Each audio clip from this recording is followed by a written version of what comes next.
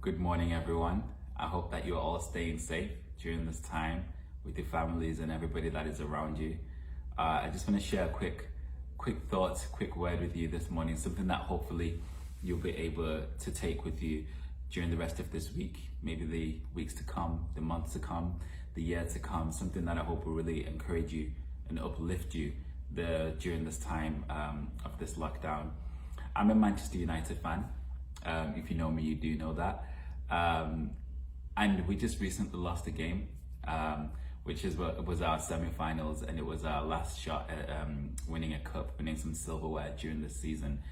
And I must say it was disappointing. Some of the players were really disappointed, but what one of the players said to me really struck out. It was really interesting. He said that, yeah, it was a disappointing defeat, but this is the time where we're going to carry on training and get ready for next season, look at different strategies of what we can do next season to be able to win the cup. So his mindset was already on the season to come.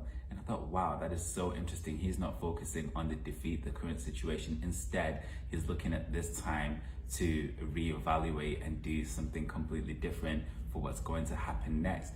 And I thought, wow, this is what we should be doing during our Christian walks, our Christian lives, just during life in general. That during this lockdown season, this is not the time to chill. This is not the time to sit back, work from home, not go anywhere, just go into hiding and hibernate for however long this is going to last. But instead, this is the time to get closer to God. This is the time to realign, to refocus, to rebuild foundations, to dig ditches so that we can then be ready for what's about to happen next. Because God is going to pour out his spirit, but we have to be ready to carry it when it comes. I've been on the theme of reading the book of Daniel in this last couple of months, and if you haven't read it, I really encourage you to. It's really powerful, and it's interesting actually. It shows something very similar to the times right now, and it's the story of Shadrach, Meshach, and Abednego. And if you watched my last devotion, I spoke about this and how they refused to worship false idols, and they would rather go into the fiery furnace and be burned instead of worshiping the false idols. And during that moment, they refused to do it. They went into the fiery furnace and they were so confident. They were like, our Lord will deliver us. And even if he doesn't, this is the life that we choose to live.